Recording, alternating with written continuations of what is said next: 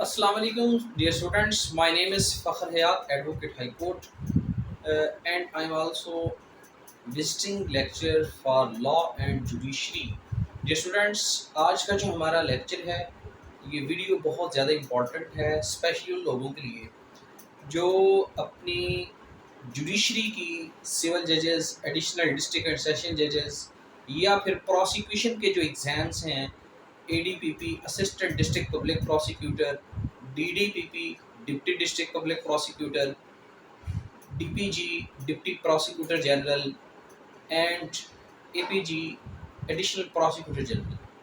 चाहे आप जुडिशरी की तैयारी कर रहे हैं कंपटीशन के एग्ज़ाम की, चाहे आप जो है एडीपीपी या फिर डीडीपीपी, एपीजी, डीपीजी की तैयारी कर रहे हैं, तो एक कॉमन जो है इशू स्टूडेंट्स को फेस करना पड़ता है। मुझे पिछले 6 से 7 दिन से काफ़ी सारे स्टूडेंट्स के मैसेजेस आ रहे थे व्हाट्सएप के ऊपर। किसी का एसएमएस आ रहा था, किसी का वॉइस एसएमएस आ रहा था कि सर आपने जितने लेक्चर दिए हैं एडीपीपी डीडीपीपी की गाइडेंस के लिए हमने सारे सुन लिए हैं, तो एक चीज़ की कमी है, हमें काइंडली बुक्स बता दें कि हम कौन सी बुक्स पढ़ें। किसी स्टूडेंट ने एक तस्वीर मुझे सेंड की कि ये गाइड है मेरे पास, क्या मैं ये पढ़ के पास हो सकता हूँ? ठीक है, तो ये सवाल जो आपके बुक्स से रिलेटेड हैं, बुक्स में कौन सी बुक्स हैं, गाइड्स का क्या फ़ायदा, क्या नुकसान है, आज आपके तमाम क्वेश्चन जो हैं वो क्लियर होने वाले हैं। आइए हम चलते हैं जी, अपने लेक्चर को देखते हैं। Books for ADPP, DDPP and judiciary etcetera. देखिए जी, 2 से 3 सोर्सेज होते हैं स्टूडेंट के पास जब वो तैयारी स्टार्ट करता है। सबसे पहला सोर्स उसके पास होता है बेयर एक्ट। दूसरा सोर्स एक होता है सिंपल बेयर एक्ट, एक होता है बेयर एक्ट विद माइनर सी थोड़ी सी कमेंट्री होती है, जिस तरह से पीएलडी की बुक्स हैं। पहला सोर्स हो गया, स्टूडेंट जब तैयारी का सोचता है तो उसके माइंड में क्या आता है कि मेरे पास बेयर एक्ट है, फिर कहता है कि मेरे पास कमेंट्री वाला बेयर एक्ट है जिस तरह से पीएलडी है, फिर उसके माइंड में आता है कि मेरे पास गाइड्स हैं कुछ, जिस तरह से मार्केट में different publishers, mister A, mister B, फलां फलां पब्लिशर्स की गाइड मिल जाती है।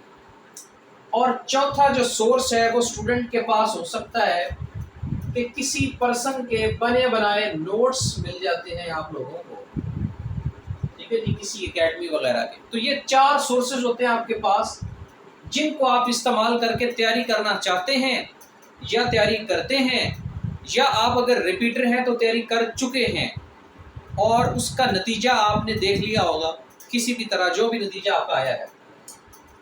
तो ये 4 किस्म के सोर्सेज होते हैं स्टूडेंट के पास जब स्टूडेंट एडीपीपी एंड जुडिशरी की तैयारी करना स्टार्ट करता है। आज हमने इन तमाम सोर्सेज के प्लस और माइनस पॉइंट्स को एग्जामिन करने के बाद एक नतीजा निकालना है कि इन 4 सोर्सेज में से सबसे अच्छा, सबसे इफ़ेक्टिव सोर्स कौन सा है जो आपको कामयाबी की तरफ ले जाता है, ना कि ऐसा सोर्स जो आपका नाकामी की तरफ ले जाता है। तो डियर स्टूडेंट्स, मेरी नज़र में सबसे अच्छा सोर्स जो है एडीपीपी और डीडीपीपी और जुडिशरी की सिविल जजेस, एडिशनल डिस्ट्रिक्ट एंड सेशन जजेस वगैरह की तैयारी करने के लिए सबसे जो अच्छा सोर्स है मेरी नज़र में, जो कि एक मैं इसको एक रोल मॉडल कह सकता हूँ, मैं इसको एक वाइटल सोर्स कह सकता हूँ, मैं इसको एक प्रीमियम स्टैंडर्ड सोर्स कह सकता हूँ। जो सबसे अच्छा सोर्स है, दी बेस्ट बेयर एक्ट, सबसे अच्छा सोर्स है। बेयर एक्ट्स को अगर कंबाइन करें तो जो मेजर एक्ट्स आते हैं हर साल अमेंडमेंट के साथ, latest amendments and latest judgments, 2 बातें मैं कर रहा हूँ, latest amendments and latest judgments, वो आपको मिलेंगी मेजर एक्ट्स के अंदर, जहां पर तमाम बेयर एक्ट्स को कंबाइन किया गया एक बड़ी सी बुक फॉर्म में, ठीक है जी। इसको कहते हैं मेजर एक्ट्स। अगर मेजर एक्ट्स आपके पास नहीं है तो अगर आपके पास सिंगल एक्ट है तो उससे भी आपकी जस्ट सीआरपीसी की या किसी भी सब्जेक्ट की अंडरस्टैंडिंग तो हो सकती है, but law is all about interpretation. जब तक आप लॉ को इंटरप्रिटेशन के साथ नहीं पढ़ेंगे, कमेंट्री के साथ नहीं पढ़ेंगे, आपको लॉ समझ में आने वाला नहीं है। बेयर एक्ट से सिंपल आप रीडिंग कर सकते हैं, बट उसकी जो प्रैक्टिकल डायमेंशंस हैं, एक एक आर्टिकल की डिफरेंट डायमेंशंस हैं, जो कि कमेंट्री में केस टू केस आपको वेरी करती हुई नजर आएंगी। ठीक है, एक ही आर्टिकल पे 10 जजमेंट्स हैं सुप्रीम कोर्ट की, और 10 जजमेंट्स में 10 डिफरेंट केसेस जो है वो निपटाए गए हैं, उनको फैसला किया गया है।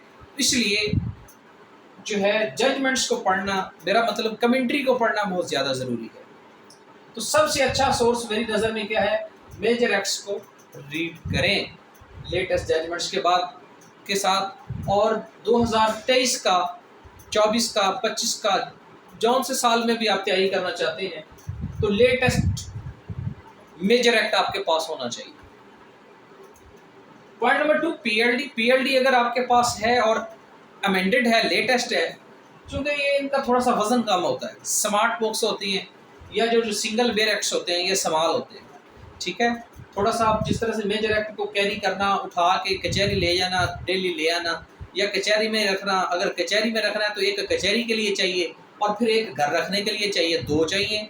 ठीक है, कुछ लोग ऐसे करते हैं कि इस साल एक ले लिया, एक अगले साल ले लिया, एक घर रख लिया और एक को जो लेटेस्ट है उसको वहाँ रख लिया जहाँ पर ज़्यादा केस तैयार करते हैं। अगर आप केस ज़्यादा घर में बैठ के तैयार करते हैं तो वहाँ रख लिया, और अगर आप केसेस चैम्बर में बैठ के तैयार करते हैं तो वहाँ पर रख लिया। कुछ लोग ऐसे भी करते हैं, और कुछ लोग जो है वो सिंगल बेयर एक्ट्स भी इस्तेमाल करते हैं। अगर लाइब्रेरी जाएँ तो उसको आसानी के साथ कैरी करें, लेकिन उसमें फिर आपको कमेंट्री नहीं मिलेगी। ठीक है जी, तो पीएलडी भी अच्छा सोर्स है। उसके बाद आ जाती हैं guides, not recommended, absolutely not recommended. Notes, absolutely not recommended. इन दोनों सोर्सेस का नेगेटिव इम्पैक्ट क्या है और ये फेल क्यों करवाती हैं, गाइड्स और नोट्स, आए हम देखते हैं जी। हेडिंग मैंने दी हुई है नेगेटिव ट्रेंड्स। अब नेगेटिव ट्रेंड्स किस तरह से इस्तेमाल करते हैं, देखिए मैं अक्सर आप लोगों को कहता हूँ, स्टूडेंट्स को, कि शॉर्टकट का ना सोचें। ठीक है, एक ऐसा रास्ता, एक ऐसा रूट जिसकी एक टोटल उस रूट की जो रिक्वायरमेंट है वो 100 किलोमीटर है, और अगर आप उस 100 किलोमीटर का शॉर्टकट सोचेंगे तो 100 किलोमीटर के दरमियान में आने वाले जितने क्वेश्चन हैं, जितने सिनेरियोज हैं, जितने मुश्किलात हैं, जितने स्टेप्स हैं, वो सारी की सारी लर्निंग आपकी ज़ीरो हो जाएगी और आपको वही मिलेगा जो शॉर्टकट है, और आपको कुछ नहीं मिलेगा। इसलिए जो गाइड्स हैं और शॉर्टकट हमेशा इंसान को नुकसान की तरफ ले जाता है, कामयाबी के चांसेस बहुत कम होते हैं। शॉर्टकट आपको लाजमी उसमें से अगर आपको वक्ती तौर पे नहीं मिला तो किसी ना किसी मुकाम पे जाके वो शॉर्टकट का जो लॉस है वो आपको नज़र आ जाएगा। तो ये नोट्स और गाइड्स जो हैं, ये शॉर्टकट मेथड है जो कि इंसान को लॉन्ग टर्म के लिए क्या कर देता है, उसका दिमाग मूव कर देता है, और उसकी जो इंटरनल उसकी कैपेबिलिटीज़ हैं, जो उसकी सलाहियतें हैं, वो सलाहियतें ये आपकी गाइड्स और नोट्स छीन लेती हैं। और गाइड्स और नोट्स की तरफ आपको लेकर कौन जाता है, आपका लालच। जो आप कहते हैं जी बेयर एक्ट्स पढ़ूँ तो बहुत लेंथी है, ऐसे करता हूँ नोट्स मिल जाएंगे, उसमें से 10 सवाल तैयार कर लेता हूँ तो 2-4 तो आ ही जाएंगे। ठीक है, और गाइड्स तैयार कर लेता हूँ, उसमें से भी 2-4 सवाल आ ही जाएंगे। अब गाइड में एक ही गाइड है, ठीक है, वो 20-25 सब्जेक्ट्स की एक ही गाइड उन्होंने बनाई है, उसमें कोई 100-150 सवाल है, तो 10-20 सवाल सीआरपीसी के, 20 पीपीसी के। अब उसमें सिलेक्टेड क्वेश्चन है, उनका लॉस क्या होगा वो मैं आपको आगे बता देता हूँ। Guides and notes leads to world failure. अब फेलियर क्या है, सिर्फ एग्जाम में फेल होना फेलियर नहीं है। अगर आपने ज़िंदगी में बेयर एक्ट अच्छी तरह से कमेंट्री के साथ नहीं पढ़ा और अगर आपका एग्जाम क्लियर नहीं हुआ, वो तो जस्ट एक फेलियर है। दूसरा फेलियर, आपके कॉन्सेप्ट क्लियर नहीं हुए। तीसरा फेलियर, आप एक अच्छे लॉयर नहीं बन सकते।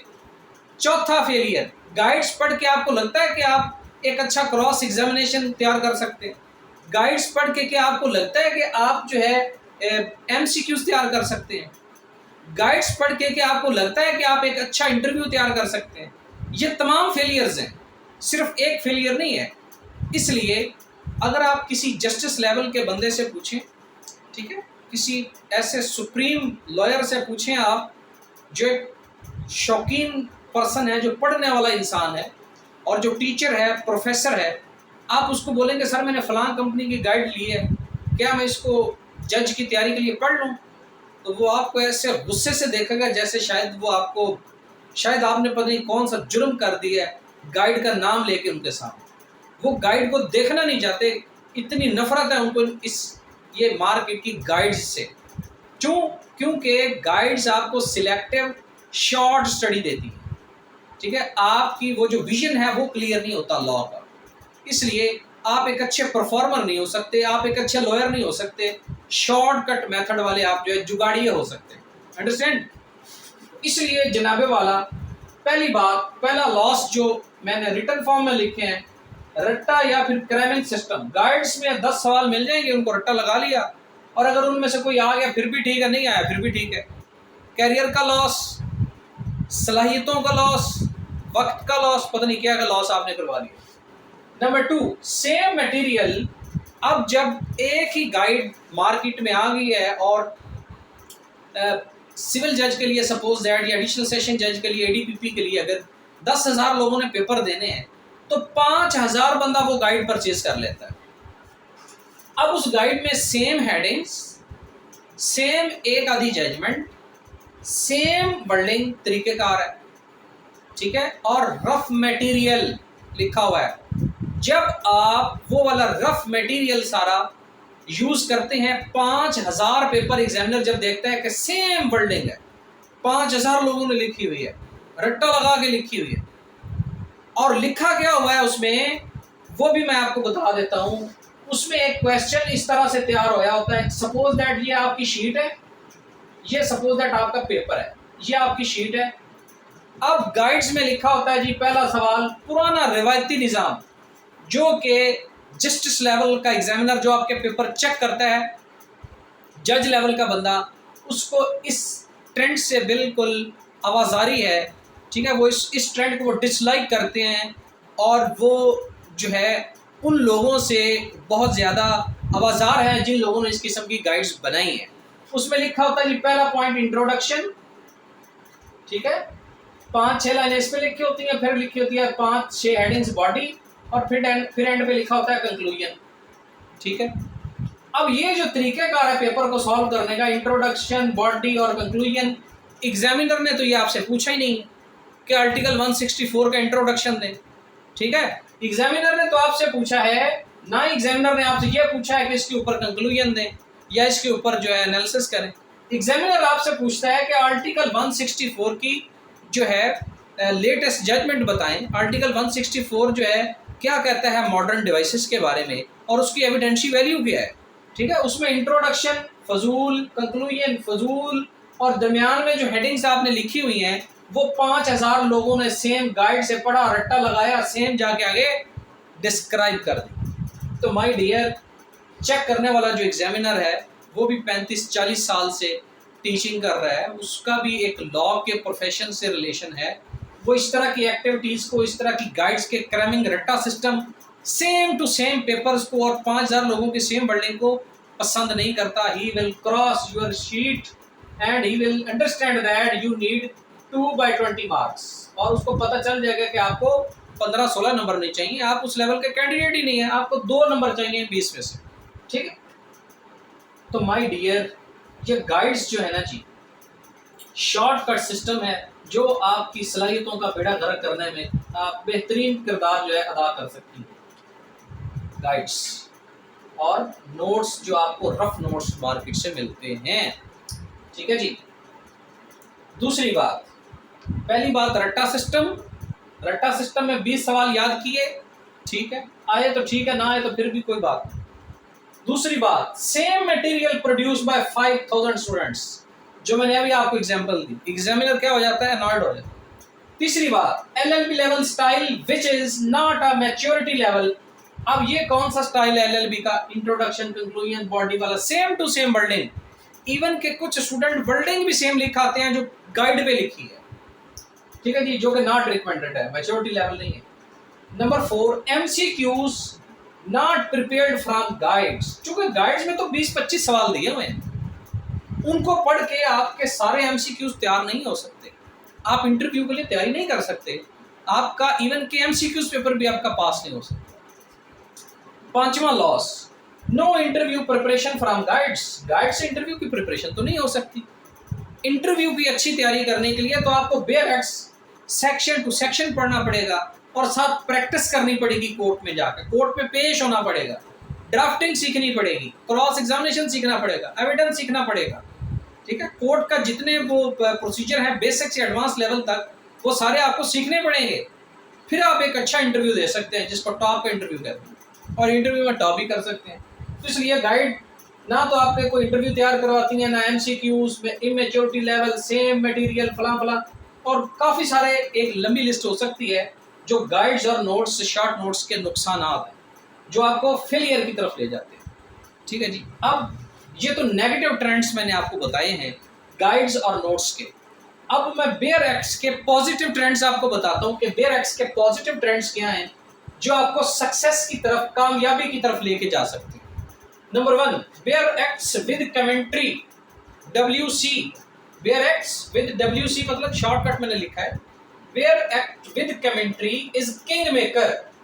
ठीक है, बेयर एक्ट्स जो है अगर कमेंट्री के साथ पढ़ते हैं तो बेयर एक्ट आपको किंग मेकर बना सकता है। कौन सा किंग आपको बना सकता है जी?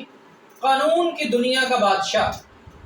ठीक है, आज आपको जितने अच्छे लॉयर नजर आते हैं पाकिस्तान में, जितने लर्न्ड लीजेंड लोग आपको नजर आते हैं, आप उनसे बैठ के बात करें, मशवरा करें और आप उनसे यही सवाल पूछ लें कि सर मैं एक सक्सेसफुल लॉयर बनना चाहता हूँ, मैं लॉ के ऊपर रिसर्च करना चाहता हूँ, पढ़ना चाहता हूँ, स्टडी करना चाहता हूँ, क्या मुझे बेयर एक्ट पढ़नी चाहिए या मिस्टर ABC कंपनी की गाइड पढ़नी चाहिए?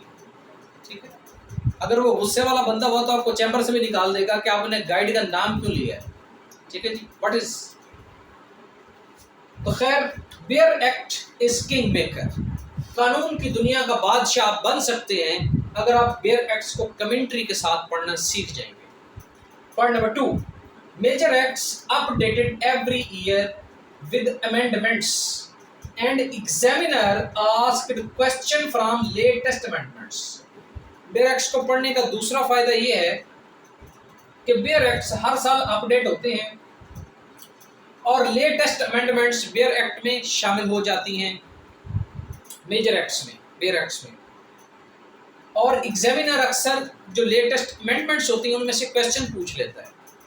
अब गाइड अगर आप लेते हैं तो गाइड में 99% चांस है कि ना तो लेटेस्ट अमेंडमेंट्स में होगी सेपरेटली, ना लेटेस्ट अमेंडमेंट के ऊपर क्वेश्चन बना होगा, इसलिए आपकी तैयारी का बेड़ा गर्क हो जाएगा।